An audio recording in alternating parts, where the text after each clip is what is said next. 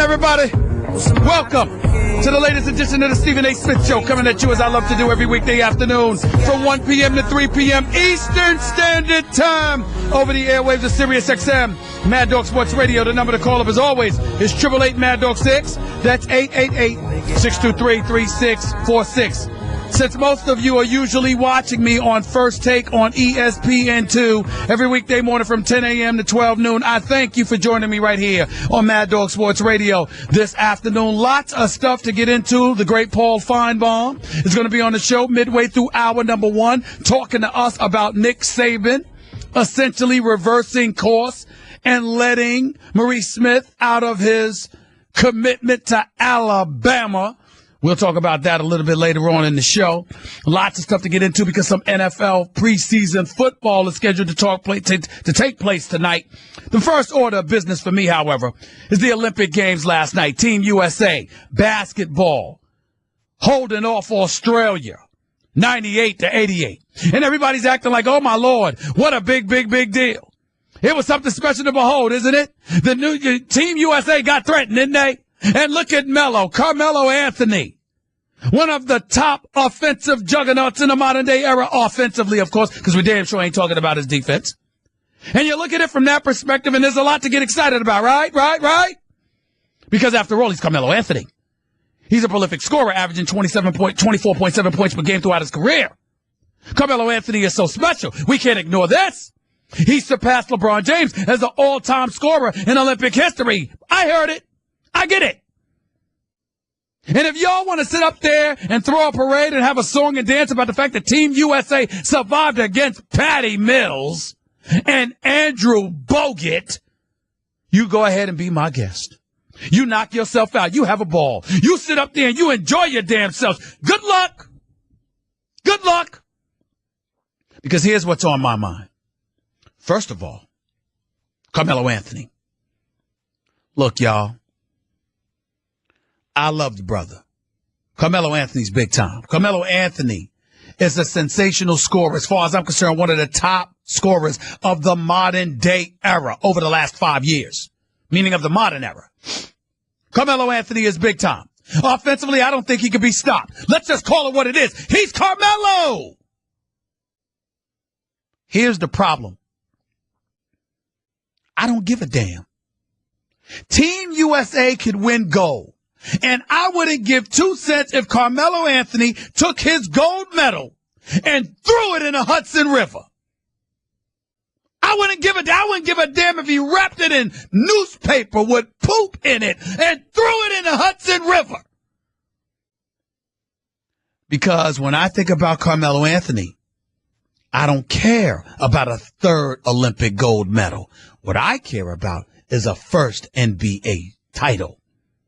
That's what I care about, which is why I'm not caught up drinking the sauce on this issue with him.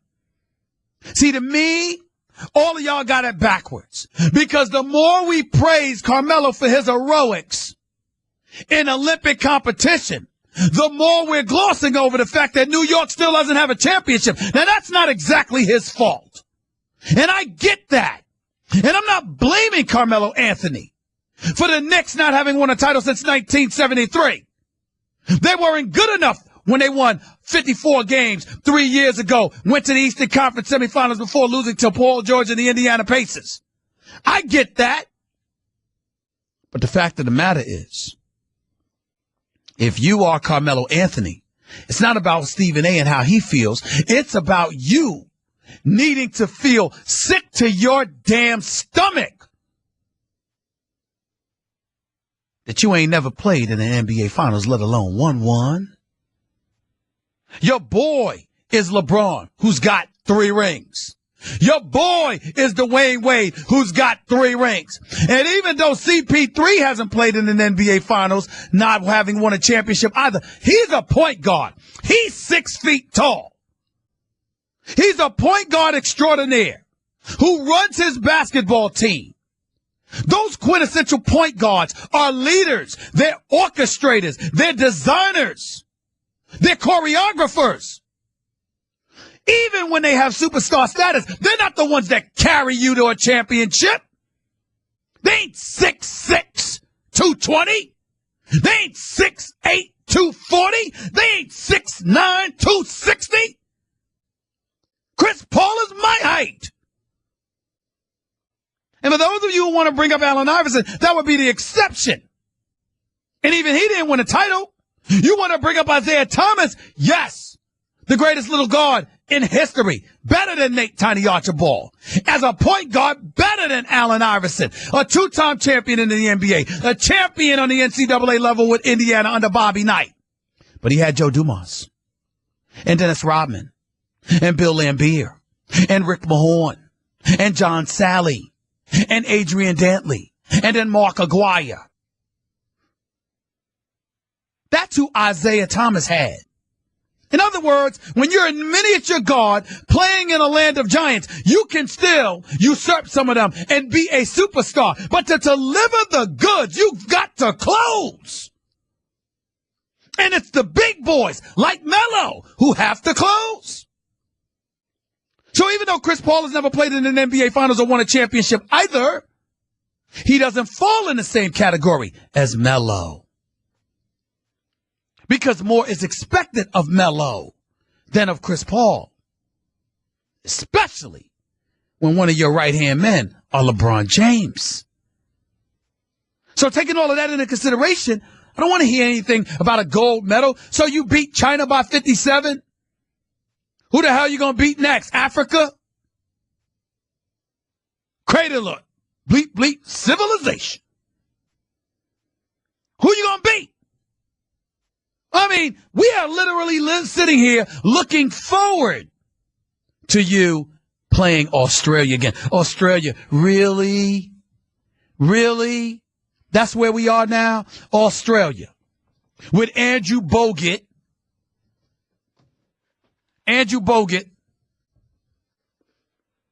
And Patty Mills. Come on, y'all. Come on. So I got nothing but love for Melo. I'm proud of the brother he is. He's a good dude. He's a sensational offensive basketball player.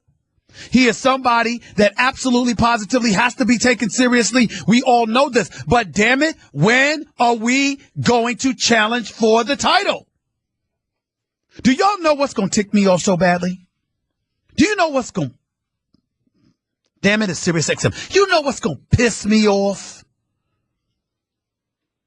If Melo end up getting hurt, or if we start hearing about the knee is messed up, or his back, or his hips, or his ankle, something that has to do with attrition, something that has to do with him having not rested his body, and therefore being worn down by the dregs of an NBA season. That's going to tick me off. Because when I see that,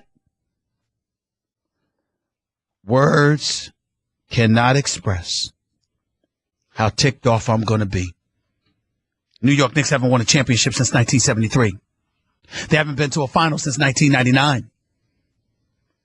When Jeff Van Gundy was the coach of Latrell Sprewell, and the crew were playing because Patrick Ewing was on the bench injured and couldn't play. I don't want to hear that. I don't want to endure that. I don't want to go through that. They've got Kristaps Porzingis. They've got Derrick Rose, who's a significant upgrade from Jose Calderon. They've got Joakim Noah, who's there to rebound and defend and to be a spark plug inside that locker room. They got Courtney Lee, even though I believe they should have had Dwayne Wade.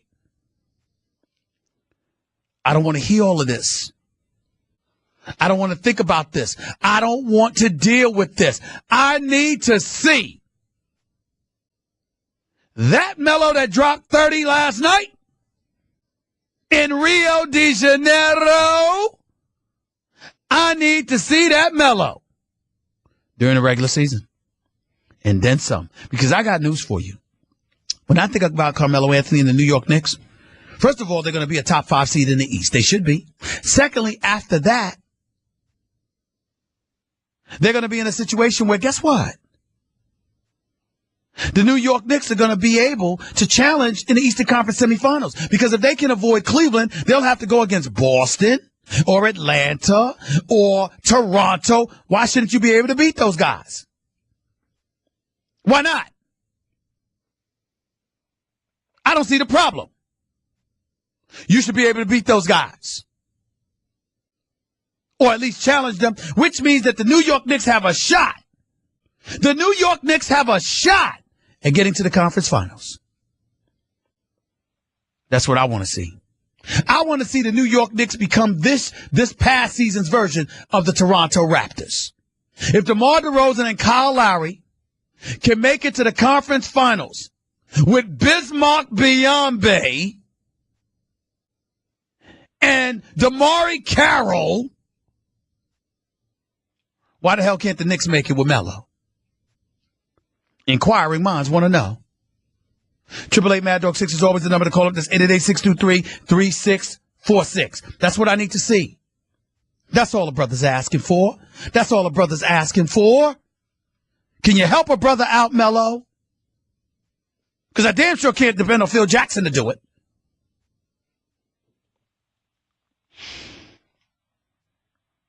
I'm trying to be cool. I'm trying to relax, but y'all don't understand my suffering. I'm 48 years old. That's why when I see people in social media and beyond talking about my hairline, don't get the hell over it. I'm almost 50. Talk about LeBron. He's in his young 30s. I'm almost 50. I got a license to have a receding hairline. Let me tell you. But I got to tell you this. Last time the Knicks won a championship, I was 5 years old going on 6. 5 years old going on 6. I cannot tell y'all how much this is driving me crazy. I cannot tell you. It's getting to me. I mean, damn it, compete. Lie to me. That's what I used to love about Dave Checkett when he was running the New York Knicks. He was the president of Madison Square Garden. Damn it, I knew he wasn't going to beat Jordan. I knew the man was suspect. But he kept acquiring little pieces. Charles Oakley and Anthony Mason and John Starks and Derek Harper and Rolando Blackman to pair with Patrick Ewing. He kept acquiring little pieces, little nuggets to make me believe, damn, we got a chance. Dave Checkett flattered me. That's what I tell black folks with their vote. Make politicians flatter you. Don't settle for a speech and a smile. Hell with a Coke and a smile, a speech and a smile. Don't settle for that. Flatter me. What are you going to do legislatively to take care of my community?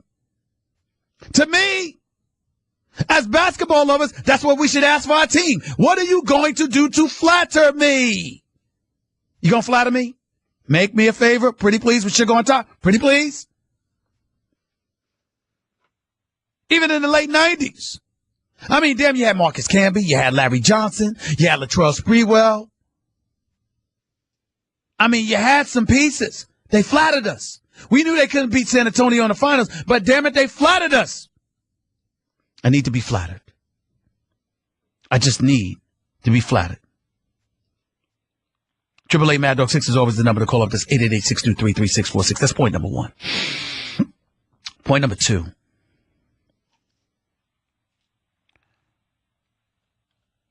There's some preseason football going on tonight.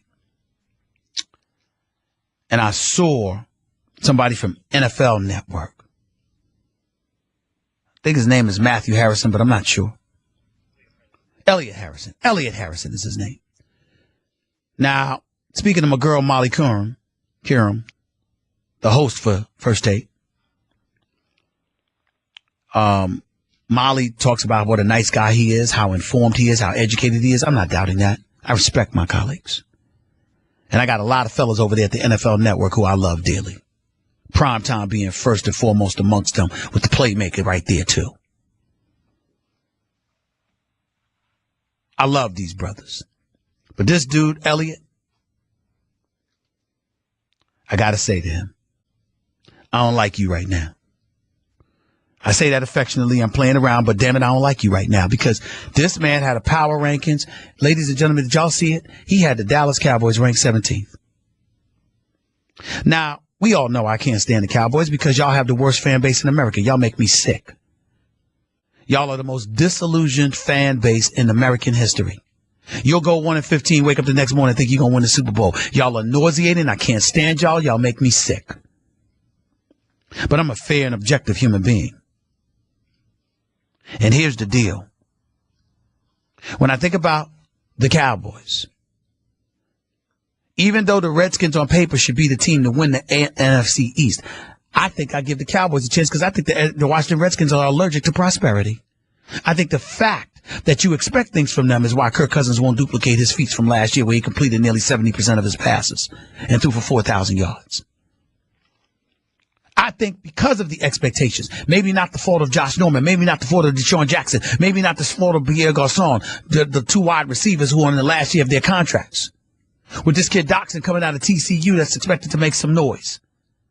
With Jordan Reed being the stud he is at the tight end spot. Maybe, just maybe, the Redskins will win the division because they should, because they're better on paper. They're better than everybody else. I just believe they're allergic to prosperity. But as a result, this dude, Elliott, what's his last name? Elliott Harrison from the NFL Network. I mean, this dude ticked me off because he put me in a position where it forced me to come to the defense of the Dallas Cowboys. Because of Elliott Harrison, I had to sit up there and go on national television and support the Dallas Cowboys, which made me want to throw up. I haven't been able to eat since. Because I think the Dallas Cowboys have a chance of winning the NFC East. By virtue of that alone, they ain't going to be 18th in the power rankings. Jacksonville ain't better than the Cowboys. They shouldn't be ranked ahead of the Cowboys yet. Miles Jack might do a little something, but the bottom line is what's to be expected of him right now since he's coming back from a knee injury and may not even be ready for the start of the season. What about the Cincinnati Bengals, who was like 12th or 13th? They got a great roster on paper, but they continuously come up short. They haven't won a playoff game in Marvin Lewis's 12-year coaching career. How'd that happen? How the New York Giants ranked above when they paid $200 million on a defense that nobody knows can produce as of yet? How'd that happen? I'm just wondering. We got some preseason games coming on tonight, too. Everybody want to see Jimmy Garoppolo. And then they want to say it act like it doesn't mean much because Jimmy Garoppolo, it's his first preseason games. Blah, blah, blah, blah, blah. Hell with that. I want to see. You know why? Because if y'all want to give him a nickname like Jimmy G, you need to show me something, especially if it's against a horrid defense like the New Orleans Saints, who were ranked 32, dead last year, and 31st against the pass. And in yards allowed. New Orleans defense stinks.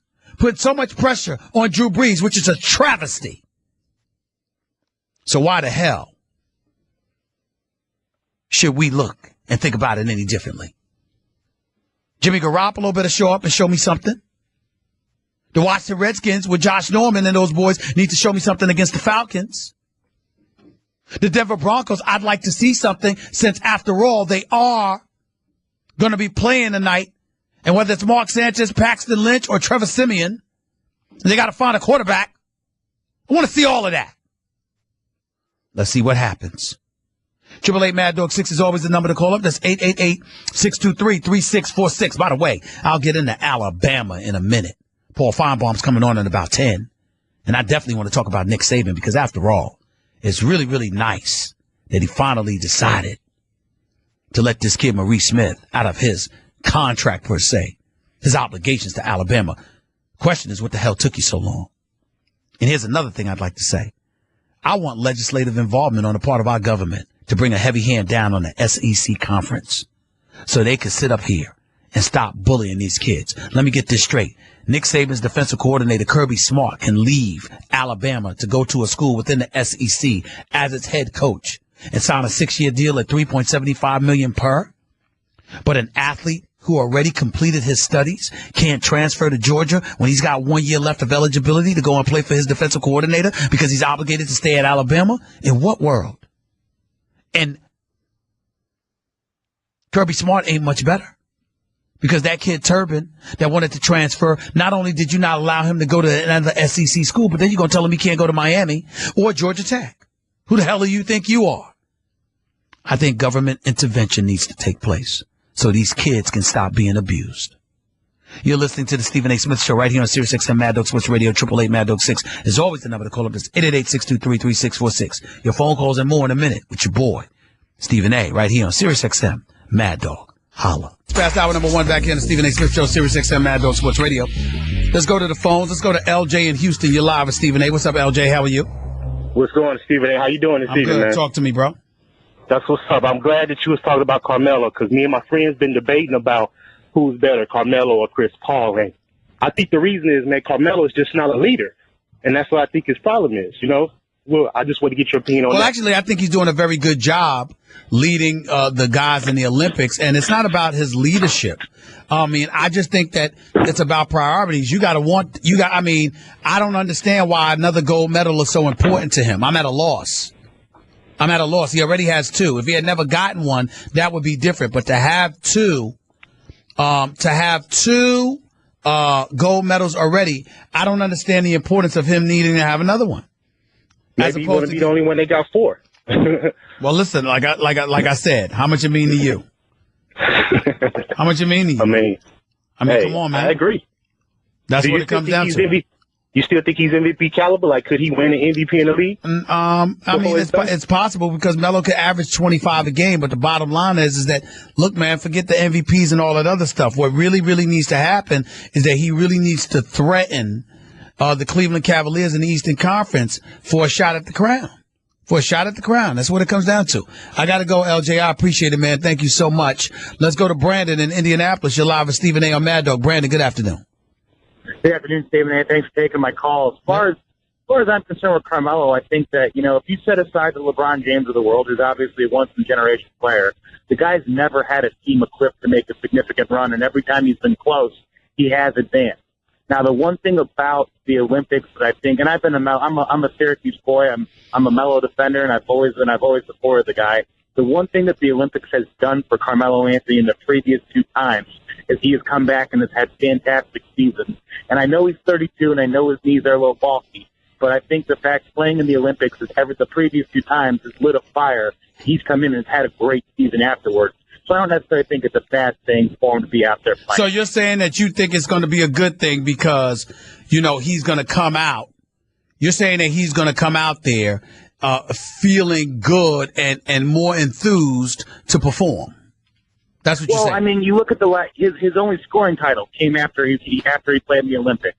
I think Jim Boeheim convinced him to go play on the team, and a lot of it is because of how lousy it's been in New York, to go out and have some good basketball experience and to go out and have fun with the game again. I think, if anything, that can motivate Carmelo, and that's exactly why Boeheim was the one who called him and told him to be on the team.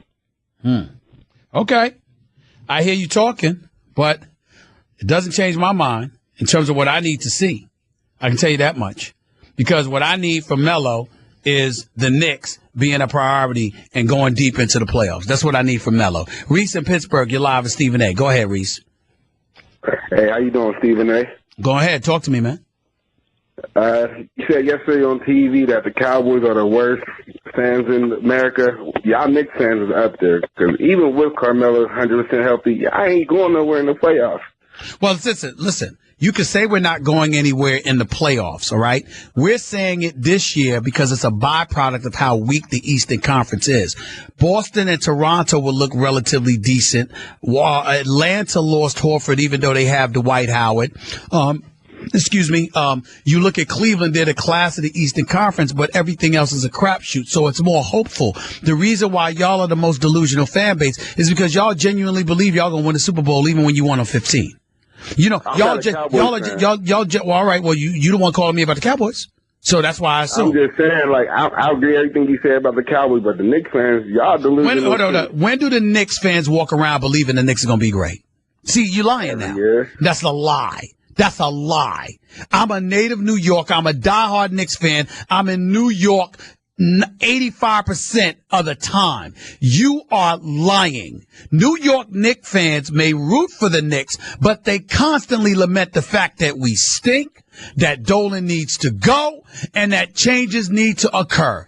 They don't walk around like Dallas Cowboy fans thinking that the Dallas Cowboys are going to lose. You are banned from the show for at least today, Reese, because the fact is that is absolutely false. You just lied on Knicks fans, and you have to go. 888-MAD-6 is the number to call. It's 888-623-3646. I'll get back to your phone calls in a little while, but like I said, I was bringing up Nick Saban and the whole issue with Kirby Smart, and I decided to go to the gospel on all things SEC football. That is my man, Paul Feinbaum, my friend, outstanding radio host, and pundit on all things SEC. He is up next with yours truly right here on the Stephen A. Smith Show, Sirius XM, Mad Dog Sports Radio, Channel 82. Past hour number 1. Back here on the Stephen A. Smith Show, Sirius XM, Mad Dog Sports Radio. Always my honor and privilege to have my next guest on the line. Does an outstanding job with his own radio show, covering all things SEC. I'm talking to the great Paul Feinbaum, my colleague here at ESPN, right here on Sirius XM, Mad Dog Sports Radio. Good afternoon, Paul. How are you, buddy? How's everything? I'm doing great, Stephen. Thank you so much for having me on. Listen. Before I get into a couple of things, I was going to mention Leonard Fournette and what have you. Talk to me about the primary reason I got you on is because break down this whole Alabama Maurice Smith situation for those of us who've read about it, know the bare facts to some degree, but may not know intimately what is transpiring here. We all understand now that Nick Saban has decided to lift the restrictions and basically let him go to Georgia if he wants to do that, and the SEC still needs to grant a waiver. But what exactly is going on and has been going on as it pertains to Maurice Smith, who wants to transfer along with Nick Saban? Stephen, I think it's personal. I think it's something that has transpired between Saban and Kirby Smart. Just remember for a second, as I know you know, but maybe everyone listening doesn't, Kirby Smart was Nick Saban's longtime defensive coordinator. They were like father and son. Kirby got the job at Georgia, and he stuck around. He coached in the national semifinal, and then finally the game against Clemson. And when he left, he immediately started recruiting for Georgia, and bad blood, I believe, developed over certain players. It always happens like this. There have been other accusations thrown back and forth behind the scenes between Kirby Smart's camp at Georgia and Saban's at Alabama. And I really think when this happened, there was a feeling by Alabama that Kirby Smart was trying to interfere or undermine and walk away with the player. He also, Mel Tucker, who was a defensive secondary coach last year at Alabama, would be coaching Maurice Smith. And I will say, having said all that, to me, this is one of Nick Saban's worst moments. For someone who is the leading figure in the game, who many of us look to on important matters, I think Saban should have taken a higher road instead. I believe he has come off looking small and petty and petulant. And after a week of bad publicity, he finally relented last night. And I have to ask the question, was it worth it? What did he gain from all this? Talking to Paul Feinbaum right here with Stephen A. Sirius XM, Mad Dog Sports Radio. Well, he was trying to hide behind the rule the SEC has in place, where it prohibits individuals with less than 2 years remaining in their eligibility, if I recall, allowing them to transfer. The SEC has the rule. I think the rule, I find the rule to be so egregious, Paul. I went on national television today and advocated government intervention. I think that it's one of those situations that the NCAA is not going to step up. I can't imagine anything more un-American than not allowing this man to transfer when you consider the fact that Kirby Smart was a defensive coordinator. He leaves within the conference to go coach Georgia, sign a 6-year, $3.75 million deal, but a kid can't do the same. I got a real problem with that. Stephen, I completely agree with you. And, some have referenced Curt Flood in baseball, which, again, is an interesting conversation. But the thing that has rubbed a lot of people the wrong way even more is that the young man graduated last Saturday. He walked at graduation. His parents were there. This should have been a great moment. And I think because of Saban being small-minded, he was robbed of that.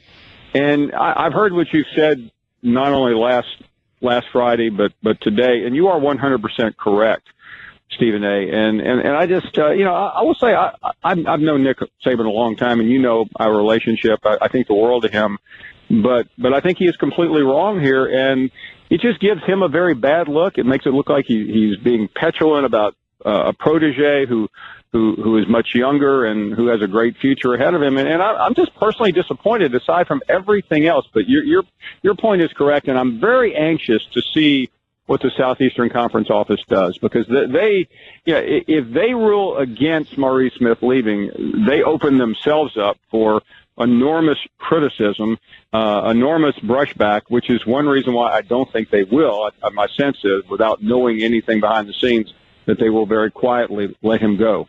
You definitely point out your dismay over the way Nick Saban has conducted himself. What are your feelings about the way Kirby Smart has conducted himself? Because while I understand in this particular situation that Kirby Smart doesn't look anywhere near like the villain because, again, Maurice Smith has graduated and Kirby Smart is on the record saying he would support individual who graduated transferring within the SEC conference with no problem. The flip side is that even though in the case of this kid Turbin, his tailback at Georgia, who wanted to leave, not only did Kirby Smart in Georgia try to prohibit him from going to another SEC school, they didn't want him to go to Miami. They didn't want him to go to Georgia Tech, who's recruiting against them right down the road. How good does Kirby Smart look in all of this? He doesn't look any better, Stephen. Now, you're 100% correct.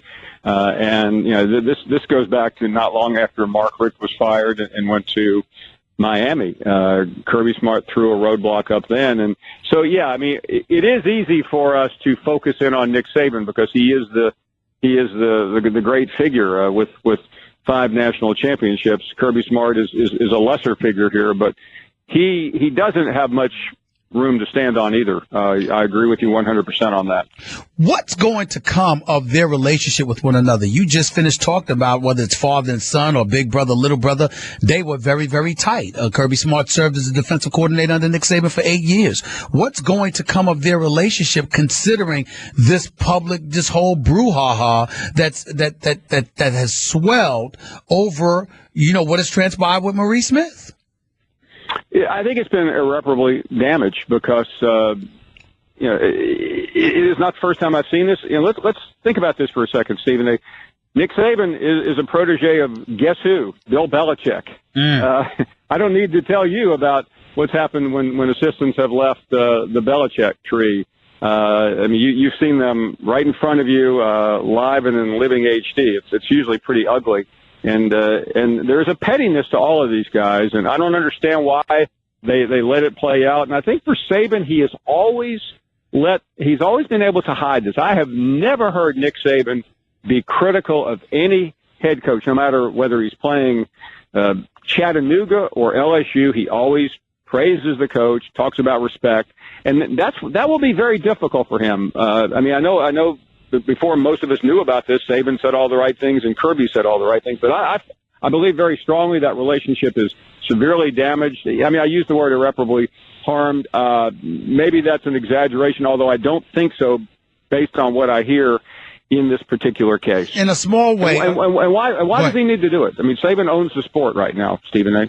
I guess what I'm saying to you is this. Is it going to be that way because of Saban's pettiness or because because Saban feels betrayed by Kirby Smart? Or is it going to be that way because Kirby Smart is sort of feeling like, you know what, you're trying to be the big bully on the block right now. Even with me, I can't believe you're trying to do this. Which is the most dominant emotion there? I think Saban feels betrayed. Now, you can argue whether that's justified, and frankly, I doubt the audience much cares exactly what happened. I think Kirby knows Nick Saban better than anyone else, and did he maybe push him a little bit on this? I think maybe he did. Not to get in some Machiavellian theory here, but Kirby Smart knows Nick Saban's weak points, and he has some. Overall, I'm fairly disappointed in the summer of Nick Saban, and I had an encounter with him with a lot of people saw that I thought he was petty. I just don't like the way he deals with the media. And I know people out there get tired of media people whining, but I mean, he walks in press conferences, Stephen A. He dictates what he will talk about, what he won't talk about. He embarrasses reporters. I just don't like that. That's not the Nick Saban that became the figure that I have admired for a long time, but that's what we see. And that's what we've seen this summer. Paul Feinbaum right here with Stephen A. 667 Mad Dog Sports Radio. I totally get where you're coming from, but I'm going to tell you one of the reasons, and I'm not sitting there saying and advocating that he should embarrass reporters or anything like that. But what I love about you, Paul, is that, you know what? He comes at you, you come right back at him. You don't back down. And I got a problem with folks in the media that back down from anybody.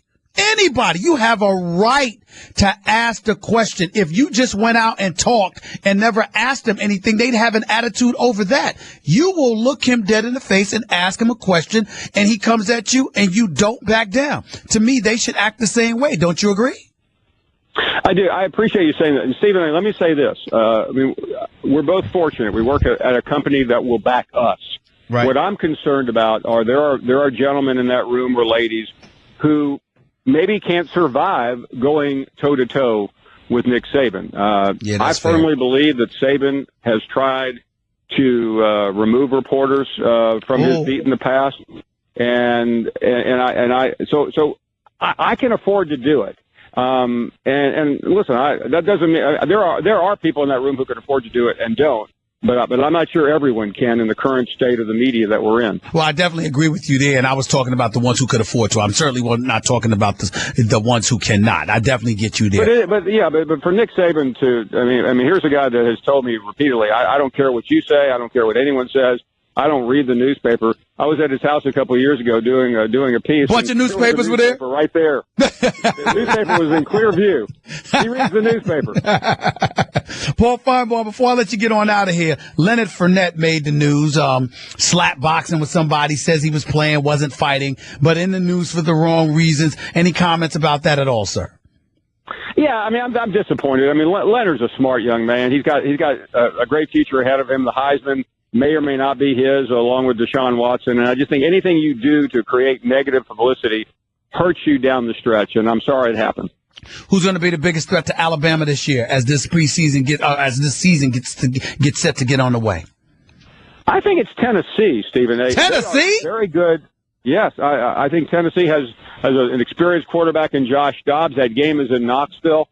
Now, again, LSU is a threat at the end of the season, not at the end of the season, but in November. So I would say LSU and Tennessee are the two big threats. I think they'll survive SC and the trip to Ole Miss early in the season. But I think those two games will dictate Alabama's season. I'm trying to remember when's the last time I heard about football and the Tennessee Volunteers being relevant. I'm trying to remember that one. Peyton Manning was there about 20 years ago. Paul Feinbaum, love you, guy. Thank you so much for coming on the show. See you soon. Stephen A., it's my pleasure. Thank you. Take care. Paul Feinbaum right here with Stephen A., Sirius XM, Mad Dog Sports Radio, 888 Mad Dog 6 is always the number to call up. That's 888-623-3646. Your phone calls and more up next in a minute. It's Stephen A., Mad Dog style. You'd expect. Plus a genuine staff always willing to help. Book your next stay with Candlewood Suites. Find out more at candlewoodssuites.com. Candlewood Suites. True. Genuine people. 888 Mad Dog 6 is always the number to call up. That's 888-623-3646. Let's go to Hayes in Arizona. You're live with Stephen A. on Mad Dog. What's up, Hayes? How you doing? Well, I'm doing very good, sir. Nice to take my call. Go ahead. I'm from Arizona, and I've been a Dallas Cowboys fan, and I hear you talk a lot, and, I appreciate, what you say and everything, how much you hate our team, but shouldn't you be encouraging how Dallas Cowboys fans, are fans regardless whether we lose? I mean, isn't that the whole point of a team, to have a fan base just like us? Isn't it okay? Well, first of all, for a couple of things. Number one, stop being so damn emotional. I'm playing around.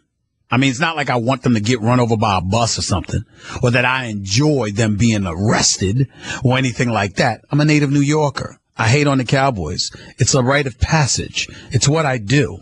Okay. What I go off about the Dallas Cowboy fan base is not that you stay fans no matter what. There's nothing wrong for rooting for your team. The operative word that I continuously and religiously use is delusional. The fact that they could go 3-13 or 1-15, y'all will walk around the next day. We gonna win a championship.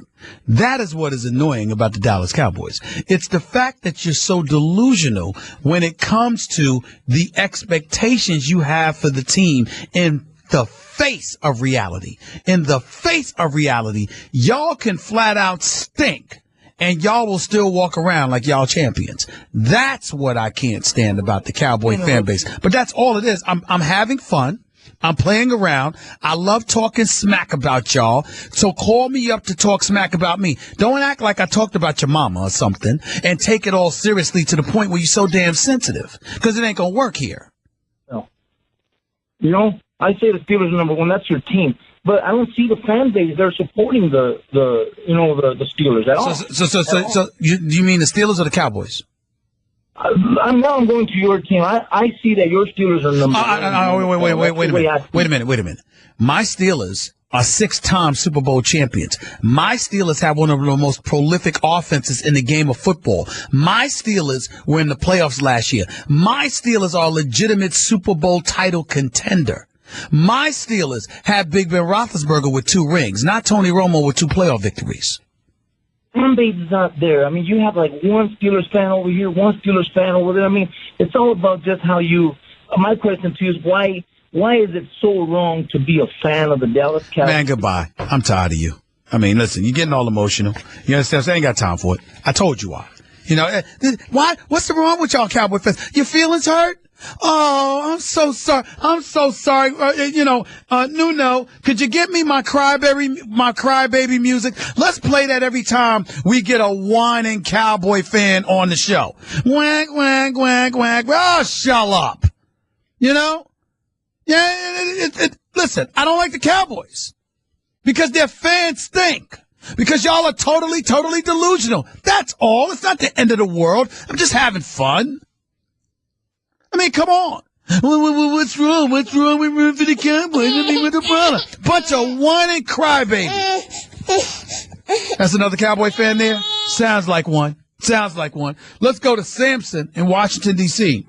You're live with Stephen A. Armando. What's up? What's going on, Stephen A? I am a Cowboy fan, but I'm not going to get on you because every time you're on TV and they talk about Tebow, you start crying too. So, Nuno, you might want to cue that up this season. Oh, please. But think about it. Here's why you're wrong, Sansom. You used to support me whining about Tebow. You know why? Why? Because I'm whining about the unfairness of it all. The fact that he gets so much shine, but at being a marginal talent, and I respect him as a man, and he's a good person. And he does a damn good job for us here at ESPN on the SEC network, by the way, too. And I don't root against him, Tebow. I root for him. But it's not about how he performs. It's about the opportunities he gets to perform despite marginal tendencies that he has put on display. There are a plethora of people, white, black, Hispanic, and beyond, in the United States of America who would never even get a look if they were Tim Tebow. But because he is such a nice guy, because he loves God so much and he wears his Episcopalian Christian beliefs on his sleeve, that has everything to do with why he's supported so much. And I'm just saying that ain't right. If he ain't good enough, he shouldn't get the opportunities that no one else who are better gets. That's my problem. Well, I agree with you, Stephen A., because then you can use Vince Young as a prime example. But the reason that I called in today, Stephen A., was to talk about the Browns. And I want to take you back. My condolences to you. Well, I'm a Cowboy fan, like I say, but the 2001 NFL draft pick, you remember there were 3 quarterbacks taken in the first round, and one of those quarterbacks was thought to be and that was Drew Brees. And then once he went to New Orleans, he got with the right offensive coordinator, right offensive coach, and his whole career changed. Okay. And that also can go back to my Cowboys, too, because we took Quincy. Whoa. Well, first of all, I see where you're going. Well, first of all, let's understand something. I'm rooting for RG3.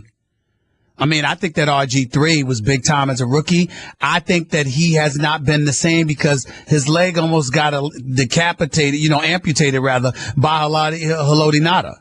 That's what I think happened to RG3. And ever since then, going into Mike Shanahan's office talking about he didn't want to run the read option and he wanted to be a pocket passer more. He didn't want to run the football more. You know, that was a mistake, feeling himself because his brand was so big and thinking he had such an in with Daniel Snyder. He lost track of who he was and how this is a big business. And Daniel Snyder was going to roll with the team as opposed to with him.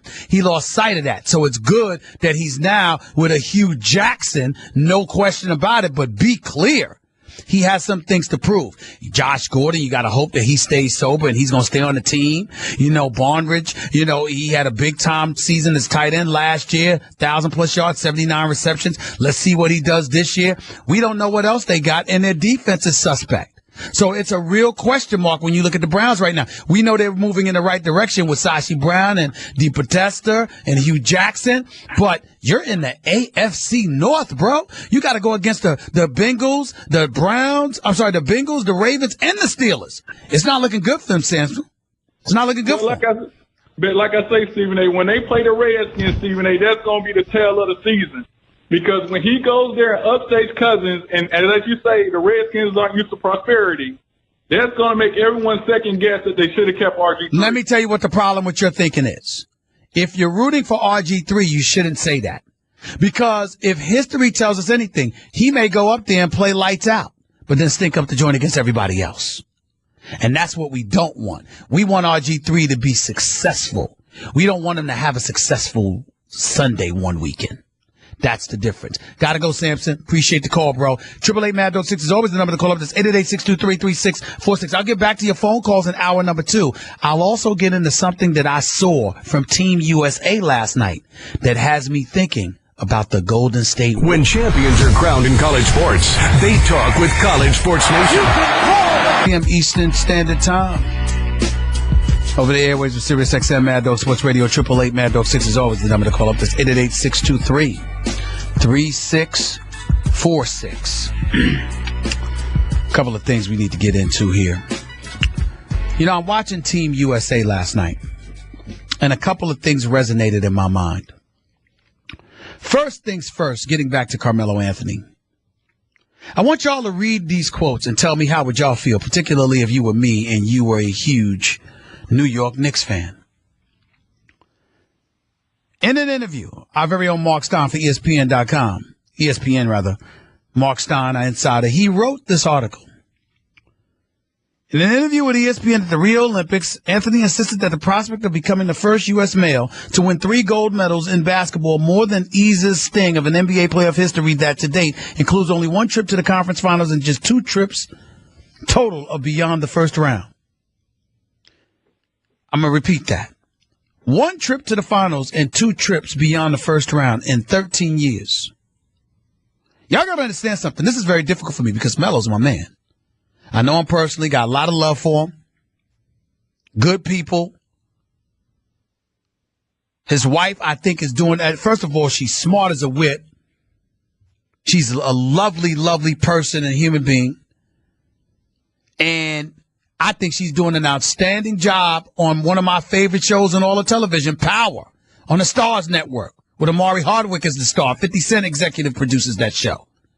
Joseph Sikora is co-starring with Amari Hardwick. Layla Anthony. She works on that show as well, and she's doing a great, great job. She really is. But I just want you to listen to these quotes. See, this is the problem. This is when I get mad at Melo, when he puts me in a position where I have to address something like this. This is Carmelo Anthony. Most athletes don't have an opportunity to say that they won a gold medal. Better yet, 3 gold medals. I would be very happy walking away from the game knowing that I've given the game everything I have and knowing I played at a high level at every level. High school, college, won a championship in college at Syracuse, and possibly 3 gold medals. I can look back on it when my career is over, if I don't have an NBA championship ring, and say I had a great career. You see, here's the problem. Melo is absolutely correct with what he's saying, Jonathan and others. He's absolutely correct. If he were retired, but when you are still playing, and you are in the midst of getting paid $122 million, who the hell wants to hear that? Who wants to hear it? I don't want to hear that. Because who's to say that you're going to be satisfied? Let me paint this picture for y'all, especially you youngsters out there. Let me paint this picture for y'all. Have you ever just performed? Just played the game. Whether it's the game of football, basketball, baseball, or the game of life. And you found yourself just doing the best that you can, right? Now ask yourself, how have you felt in moments of urgency? When you're starving for something so bad, you can taste it, and it's right there. You know why LeBron James is so loved today? Because we saw LeBron on the brink of elimination. We saw LeBron with the odds stacked against him, Everybody, including myself, believing there was no way in hell they were coming back from a 3-1 deficit. We saw LeBron summon up something a little extra inside of himself. Assisted, no doubt, by the suspension of Draymond Green, but that's beside the point. Summon something that says, nah, we ain't having that. We can't have this. We got to get this done. You saw that. You saw it in Michael Jordan. You saw it in Kobe. You saw it in all of these individuals. That's what you see in winners. So where it gets really, really tricky, where it absolutely positively blows you away,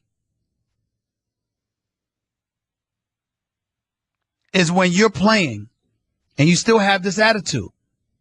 Like it's not necessarily a priority that a championship is not on the horizon. These are the kind of things that you have to worry about.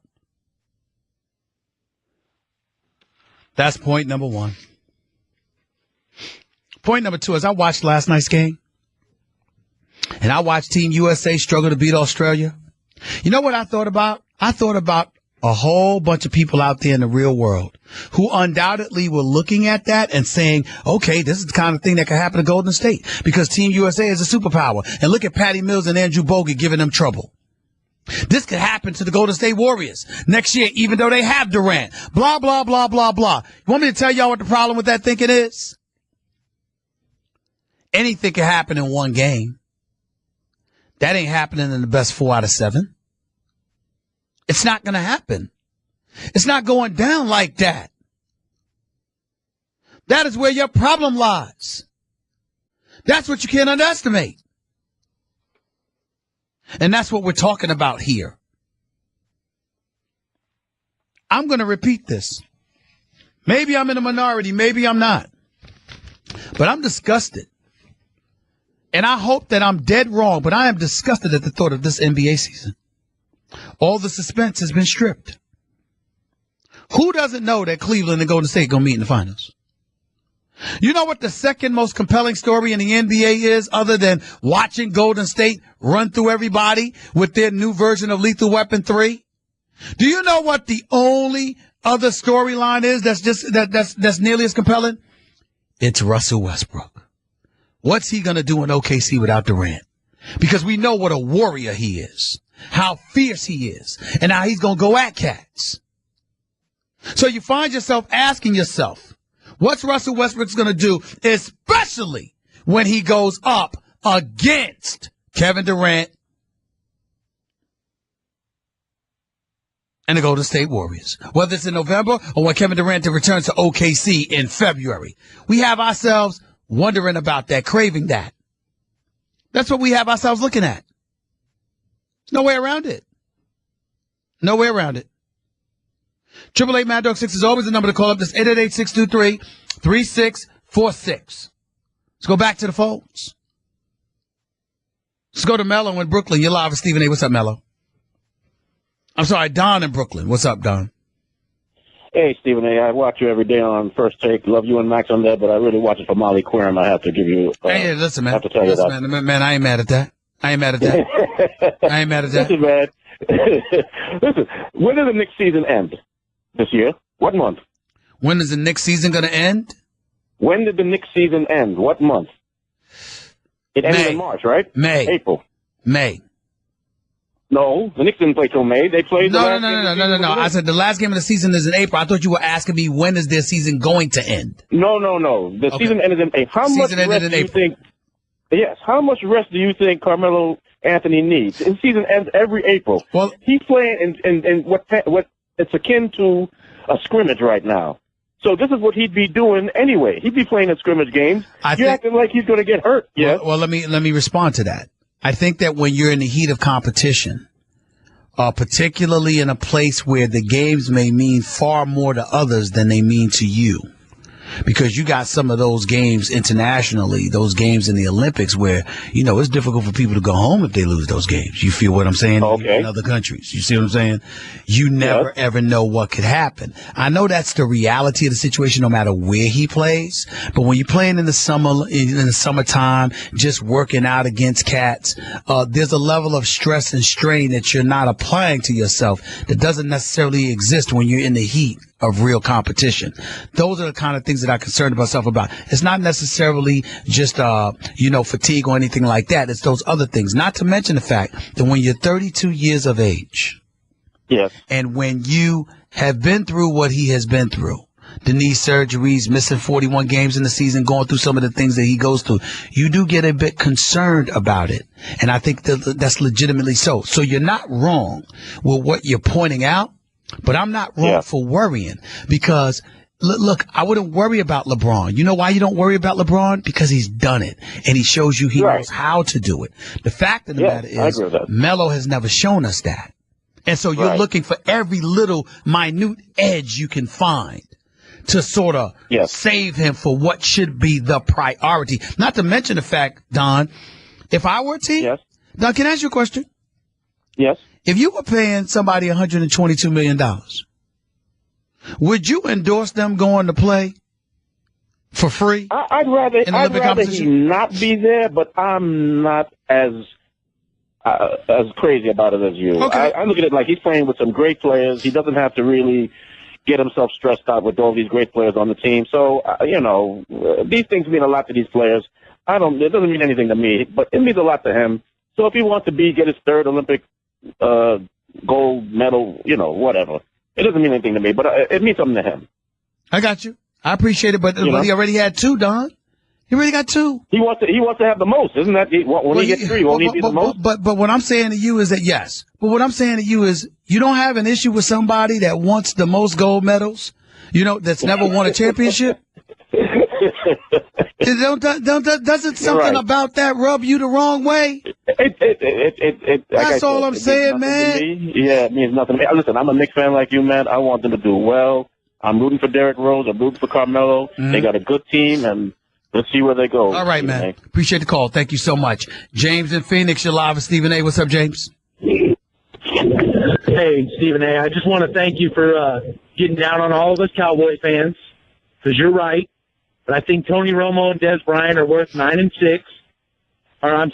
7, and maybe Z can get us 10 and 6 so we can win that division. But I can't wait to see you at a Cowboys game. Man, let me tell you something. I'm telling you this right now.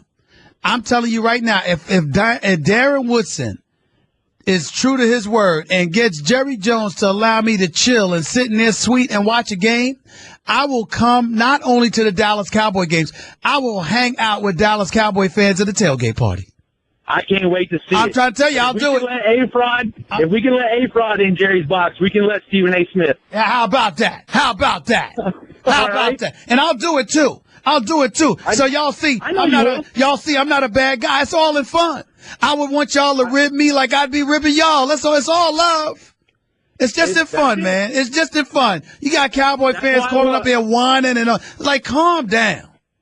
Calm down. Hey, I root for my team every year, and last year sucked because we lost our best players, and I hope this year is better, but if it's not, we better get a different quarterback. You know what? How about this? Why don't you get a backup quarterback for a change? How about that? That would be nice. I mean, wouldn't that be nice? Yeah. That'd be awesome. 1 or 2, Got it. I'd also like a good free safety, but Yeah. We'll talk about that later. Listen, beggars can't be choosy. One step at a time, bro. Crawl before you walk. Thanks a lot, man. Yes, sir. Thanks a lot. John in Virginia, you're live with Stephen A. What's up? Stephen A., how you doing? Talk to me, bro. How you doing? Look, I got to agree with you 100% on the Cowboy fans and the Cowboys themselves. They are the worst I've ever seen. I don't watch football for many years, but I've never seen fans and a team like the Cowboys. They're the worst. Just no reality. They don't pay attention to reality at all. At all.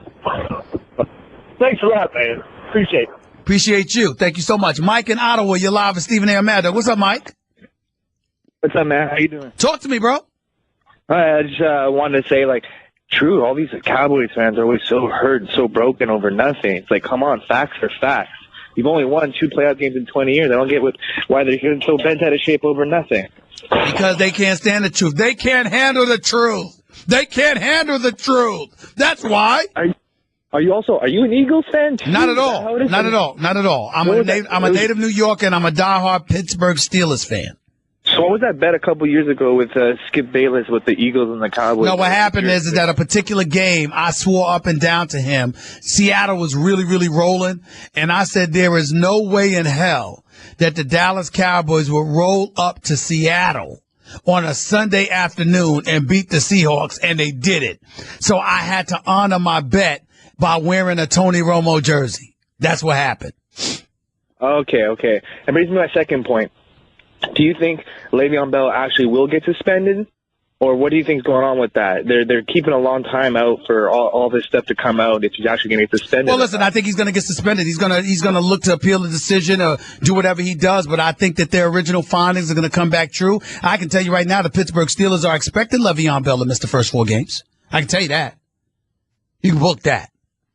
Do you think they're going to win without him in the lineup? Say what? Do you think they're going to win without him in the lineup? Yeah, because they got D'Angelo Williams. I think they're going to be all right. Absolutely. I feel adamant about that. No question. Appreciate the call, though. Let's go to Phil in Tampa. You're live with Stephen A. I'm at it. What's up, Phil? Stephen A., what's going on? I'm good, man. Talk to me. Hey, real quick, I just want to say, first off, my condolences to John Saunders and even Rest in Paradise to Stuart Scott, because seeing y'all on ESPN was always big for me. So thank you, man. I want to say that first off. I appreciate that. Second off, thank you. Yeah, second off, I'm kind of disappointed in you, man. What I do now? You always kind of hit things right on the head. But I understand why, because you're a native New Yorker, so Carmelo Anthony's comments kind of got to you. But you got to understand this. We live in a world today where the mic is always in people's face. Mm-hmm. Don't you think back in the day, if the mic was in Karl Malone and Charles Barkley, they would say, well, you know what? I will be a part of that 92 Dream Team. That's all they got to live for. You know what my response to that would be? What's up? But they're not living in this day and age. They were living back then. So you adapt to the times. Carmelo Anthony wasn't living on Mars and then showed up on Earth yesterday. He knows what world we're living in. See what I'm saying? But you don't think that in the world that we're living in now that he's just being honest with himself? Because you always want athletes to be honest. He's just saying, look here, man. Listen, I might not get it. Time out. I'm not asking the brother to lie. I'm saying there comes a time. I'm saying there comes a time where you got to keep quiet. You can't tell people that's coming to watch the Knicks starving for you to show up and produce. You can't tell them it ain't no big deal. You're heartbroken by that because you're a Knicks fan. See, you was an Atlanta fan. Well, hold on. Time out. Who the hell's denying it? I didn't deny how I feel. I ain't call you a liar. Yeah, I'm telling you how I feel. I'm not apologizing for it either. I'm tired of the Knicks making me suffer, man. Come on. I do think the Knicks can get somewhere in the playoffs this year. I will say that. I hope they do for you at least, because you be struggling, man. Let me tell you something right now, man. These Knicks, man, I'm telling you, they're going to be the death of me, man. They're going to be the death of me. I'm telling you. They're going to be the death of me. I swear they are. Appreciate the call, bro. 888 Mad Dog 6 is always the number to call up. Just 888-623-3646. Back with your phone calls. Plus, I need to talk about Gabby. I'll explain what I mean in a minute. Don't touch that dial. You're listening to the Stephen A. Smith Show, Sirius XM Mad Dog Sports Radio, Channel 82. Whether it's college football or the NFL, Sirius XM is getting you ready for football by taking you to camp this summer. Saturday at noon Eastern. To the phones. I wanted to get to Gabby Douglas. Obviously, she's a wonderful, wonderful woman that represents us, United States of America, very glowingly. I want to say that. Let me tell you why. Yesterday, the medal ceremony? Gabby Douglas was taking a lot of heat because she didn't have her hand on her heart while they were playing the national anthem. Can I say this? America, those of you out there who are getting on her about this, shut up. I don't want to hear that from y'all. Ladies and gentlemen, if you go to an NBA game, do you realize most players, I shouldn't say most, some players, have their hands in their pockets? Literally. Literally. While the national anthem is playing? Never think much of it. I mean, after all, they have to listen to it a minimum of 82 nights a year. If more, if you count preseason. Did you ever think about the fact that there are some dudes that turn around before the national anthem even finishes playing? Either walk to the bench, shoot hoops, do something. Y'all don't say anything about them. But now you want to applaud the Gabby Douglas? Now, to her credit, she issued a tweet. Last night, she says, first, I want to say thank you, everyone, for all your support. It's a huge honor for me to be able to represent Team USA. In response to a few tweets I saw tonight, I always stand at attention out of respect for our country whenever the national anthem is played. I never meant any disrespect and apologize if I offended anyone. I'm so overwhelmed at what our team accomplished today and overjoyed that we are able to bring home another gold for our country. End quote. Obviously, she's a gymnast. Talking about gymnastics, America, clearly the superior team in all of this. But the point that I'm trying to make to you is that how you going to hold her accountable, but you don't hold people accountable that's doing that every day? It ain't like she was having a conversation or listening to some music or something while the national anthem was going on. She was sitting up there listening. She just didn't have her hand over her heart. I personally always fold my hands out of respect, whether in front of me or behind my back, and devoutly listens to the national anthem. I may not always hold my hand over my heart, and that makes me less patriotic. Where the hell do y'all get this from? Where do you get this from? I just don't want to hear that. I really, really don't. Leave that girl alone. She represents us in fabulous fashion. She didn't do anything wrong.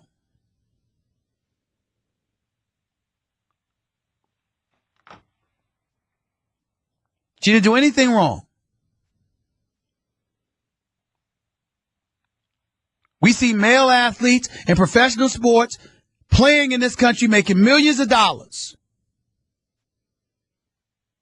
And they have their hands in their pockets. And you're bothering this girl because she didn't have her hand over her heart? What do you want to do, spoon feed her next? Tell her what she's supposed to eat and drink? How she's supposed to walk and talk? Leave that girl alone. Leave her alone.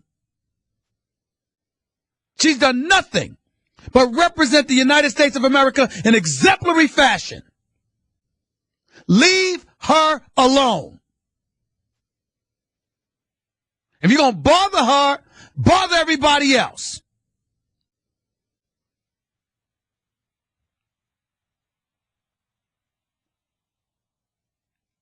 AAA Mad Dog 6 is always the number to call up. This 888-623-3646. Ron in Illinois, you're live with Stephen A. on Mad Dog.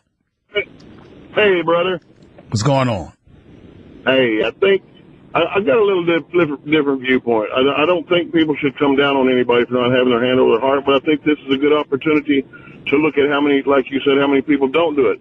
This is an opportunity to get people in the habit of doing what they should be doing all along, brother.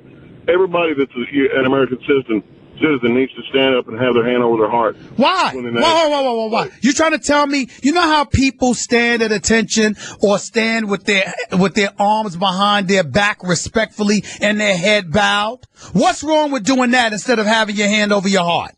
Why do you have to have your hand over your heart? Why?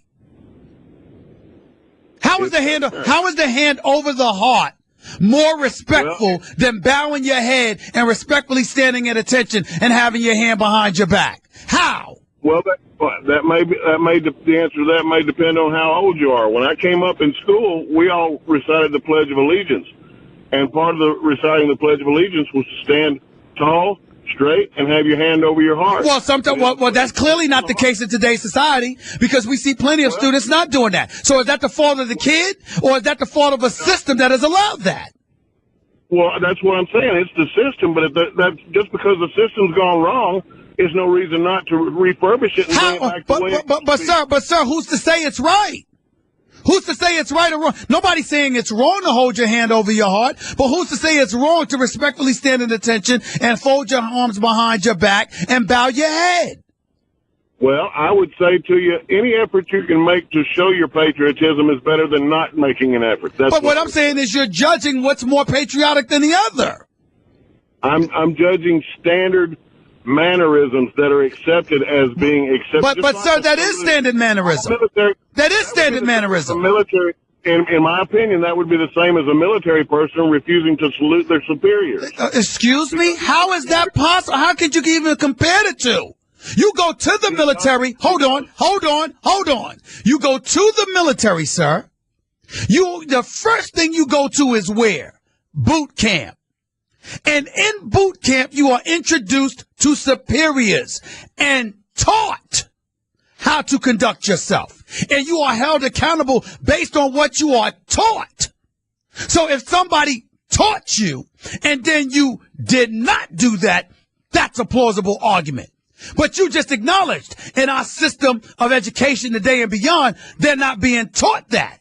And if they're not being taught that, then how can Gabby Douglas be held accountable? You use the military as an example, and that's a perfect example. Everybody in the military either salutes to their hat or they place their hand over their heart, and that's exactly my point. Yes, sir, but you didn't answer my question. I specifically brought up the issue of being taught to do it. If you weren't taught to do it, you wouldn't know. And if you didn't know, you wouldn't be held accountable for it because you were not taught it. Gabby Douglas wasn't taught that. Now he's gone. I wonder why. Stan in Chicago, you're live with Stephen A. What's up? Hey, how you doing, Stephen A? I'm good. Talk to me. Okay. I agree with your point on the young lady at the Olympics yesterday. Gabby Douglas, yes. Yeah, Gabby Douglas. I definitely agree with you because that was, that's not, like you said, if she wasn't taught that, then, why hold her accountable? So that's, I think that's kind of small and kind of petty to even, Stop bothering. I mean, all the people out here with the ammunition they give you to bother them, and you bothering this young lady. Why? Leave that girl alone. Exactly. Leave her alone. Go ahead. Stephen, I just wanted to call to commend you. You are one of my favorites. I listen to you every day on First Take. I miss Skip big time. I love Max, but I do miss Skip. And I just want to commend you on your stances, the way you stand up, the way you speak up, and just your professionalism and everything. And R.I.P. to John Saunders. John Saunders, definitely, because he's one of my favorites too. And just the whole ESPN family, especially, I love the way the Black Americans carry themselves and the way the standards you guys have set for us and the Black people to look up to. I really just want to commend you on that. Thank you, bro. I appreciate you, brother. Thank you so much. Be safe in Chicago, too, by the way. Be safe out there. 888 Mad Dog 6 is always the number to call up. That's 888-623-3646. More of your phone calls in a minute with Stephen A. on Mad Dog. Mad Dog Sports Radio. Stephen A. Smith Show, Sirius XM Mad Dog Sports Radio, 888-623-3646. Let's go to Charlena in Georgia. You're live with Stephen A. on Mad Dog Sports Radio. Charlena, good afternoon. How are you? I am absolutely awesome, Stephen A. It is such an honor to speak with you. Thank you so much. I want you to know that you are one of my fantasy boyfriends. And I say that I know you think it's because of your dashingly good looks, but it's actually because of your intellectual prowess.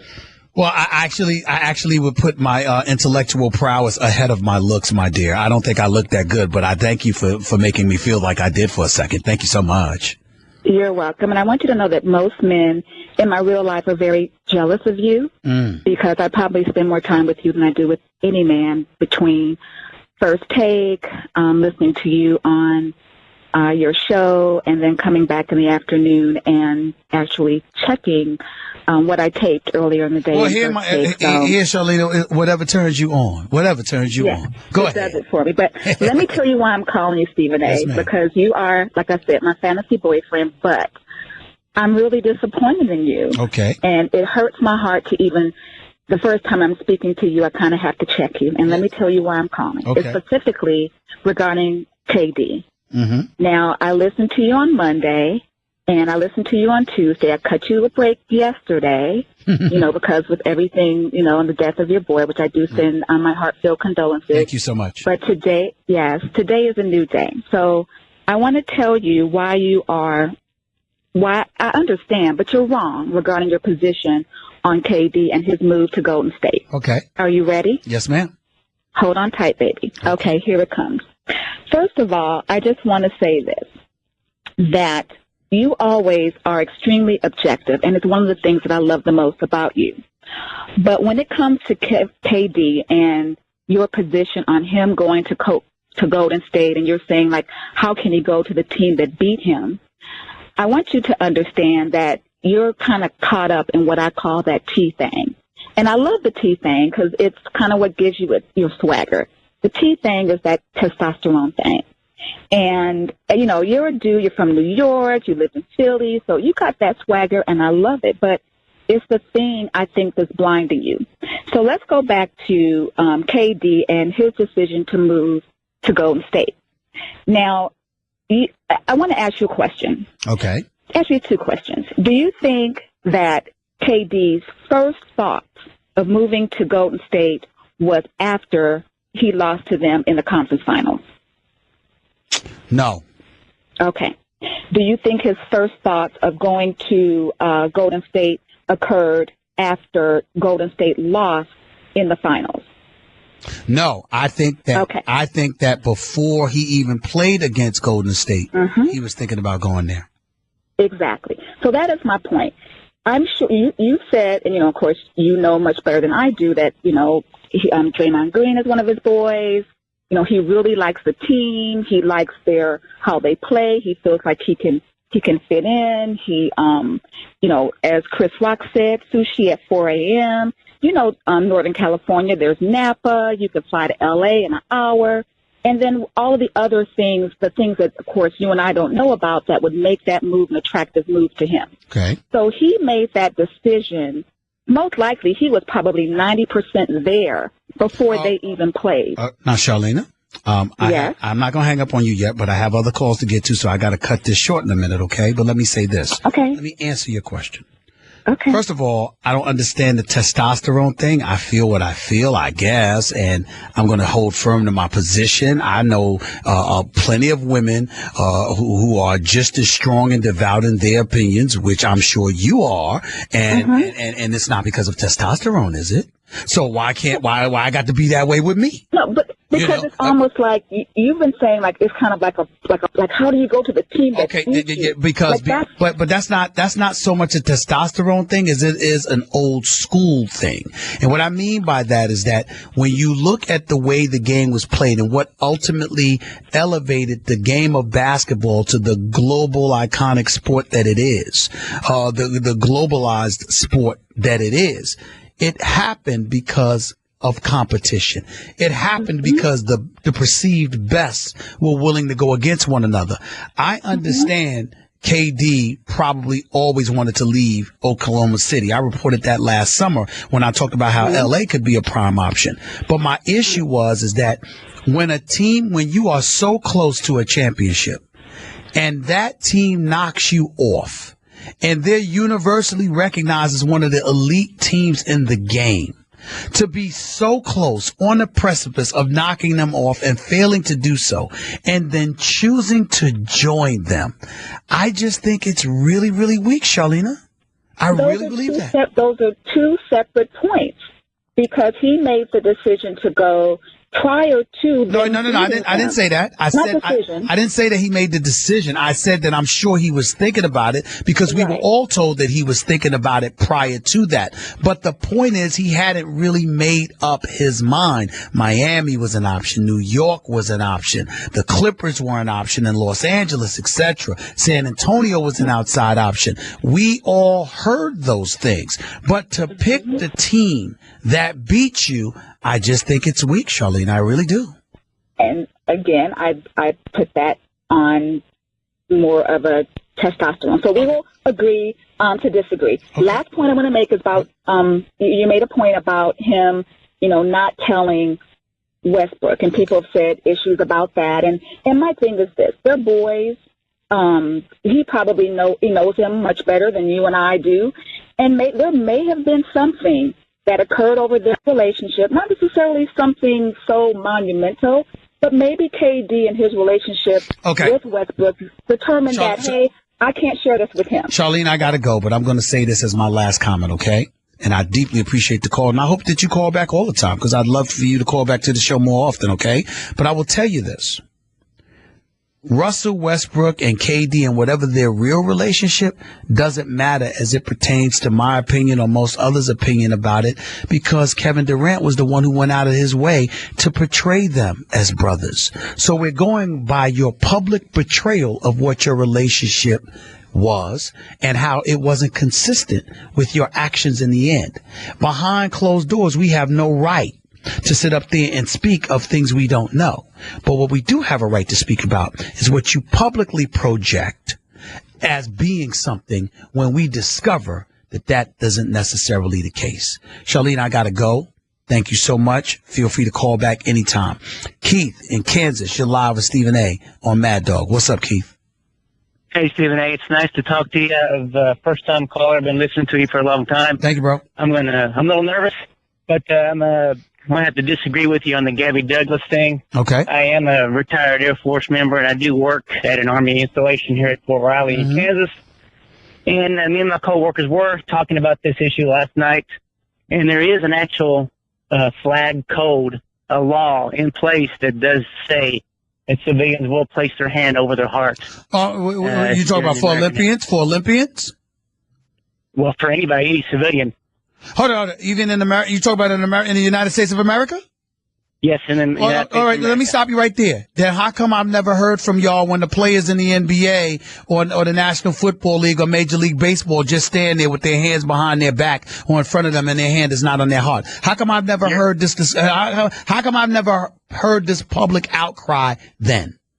You're absolutely correct, and the reason why I think it is because she's representing the United States of America on national television, on the podium with the red, white, and blue uniform on, and she's the only one that's not having her hand over the heart. You know what? You know what, Keith? That's a good argument. It's a good point. No. That's a good point. I mean, you're representing your country. You're representing the United States of America. If what you say is correct in terms of your code of conduct when the national anthem is playing, okay, and as it pertains to why you would say something to her, but you wouldn't say something to everybody else when she's fully aware of the code and she's been taught it, that's what you're saying, you do have a point. I still don't think that there needs to be a public uproar about it or an outcry. No. She issued an apology. She said she didn't mean to offend anybody. It probably won't happen again. That should be enough. But your argument against her position and against my stance is credible. It's more than credible, Keith. I have to concede that. Well, thank you, sir. I appreciate it very much, and I really enjoy listening to your show. Thank you so much, man. Appreciate it. 888-MAD-6 is always the number to call up. That's 888-623-3646. Last segment. Your phone calls up next in a minute with Stephen A. on Mad Dog Sports Radio. Only got a few minutes left before I pass it off to the namesake for the channel, Christopher Mad Dog Russo, with his afternoon drive show. Either he's in or somebody covering for him on afternoon drive. I'll get to that in just a few minutes. We got a few minutes left. I'm gonna go by the calls real quickly, get to your points real quick. Let's get up on out of here. Let's go to Sean in Las Vegas. You're live with Stephen A. What's up, Sean? Hey, Stephen A., respecting a lot of what you said. The only thing I disagree with you about the hands behind your back is that over the time, I think that could lead to hands in the pocket. Really respect what you said. I like how you stick up for the girl. She didn't know. I think this is something that we could move forward with. And we also used to not really make fun of, but criticize the guard. I want to say his name was Chris Jackson. I think he changed it later on. Mahmoud Abdul Rauf. That was his name when he changed it. Yeah. Thanks, man. Thank really you. Respect what you got to say. No, thanks, man. Thank you, Sean. Let's go to Troy in North Carolina. You're live with Stephen A. Madden. What's up, Troy? Hey, what's up, Stephen H. Smith? Hey, listen, I'm a retired Marine Corps vet, and I just want to kind of add something to what the Air Force officer said. In the military, you are taught to stand at attention during the national anthem with your hands down your side, and this is clearly what this young lady was doing. So obviously, someone in her family is a Marine, is a veteran. So she was mimicking what they were doing. So these people need to get off their high horses because she was standing at attention with her hands at her side, respecting the national anthem like military personnel are taught to do. Thank you very much. Different interpretation. I got it. Let's go to Ron in Princeton. You're live with Stephen A. What's up, Ron? Yes, Stephen A. Ron in Princeton. Let me give you a real fast one. Donald Trump stood up there with his hands to his side during the primaries when everybody else had their hand on their heart. You didn't hear one word. Wow. That is, you're running for the presidency of the United States of America. Check the video. Stephen, check the videotape. Listen, I don't have a problem with any of them. What I have a problem with, let's be consistent. If we're going to complain about Gabby Douglas, let's complain about everybody. If we're not going to complain about everybody, don't complain about Gabby Douglas. That's all I'm saying. That's exactly what I'm saying. Check the videotape. All right, man. Thank you so much. Appreciate it. Let's go to Marcel in Washington, D.C. You're live with Stephen A. on Mad Dog. Marcel, what's up? Stephen A., my man, first time caller, long time listener, truck driver, man. Thank you, bro. Just wanted to give you the props. I just want to give you the props on the good job you're doing, man. Hey, but look, diehard Cowboy fan, man, and I love it how you dog us out like that, man, because, yes, sir, we are delusional, but we just believe in them Cowboys, man. But you dog us out real good. It's funny to me. I'm laughing because everybody, all the Cowboy fans, whining about you too hard on, hey, you doing good. It's a good thing. I'm telling you right now, man, I will show up. If Darren Woodson is telling the truth, and Jerry Jones lets me watch a game from his suite, I will come there early and hang out outside of Texas Stadium, Cowboy Stadium, with a whole bunch of Cowboy fans for a tailgate party. I'm telling you right now, I'm looking forward to it. Hey, look. Hey, check me out. Darren Woodson gonna get it done. He can get it done. If he gets it done, I'm gonna show up there, and I want everybody. I want all of y'all Cowboy fans to come. And listen, man, we have a ball. Y'all can get on me all you want to. It's good. It's all love. It's all love. Hey, yeah, you're right. Hey, check me out though. But you know why You know why in DC the Cowboy fans are where they are? Because the Redskin fans, man, hey, they the worst. They win the Super Bowl every March, April, and May on paper. I don't know about that. They going to the. I don't know about that. And they swear look, hold on. But they swear they going to the Super Bowl every March, April, and May. I hear Redskins fans complaining about Kirk Cousins. I hear them complaining about their team. I hear Dallas Cowboy fans acting like y'all Super Bowl champions.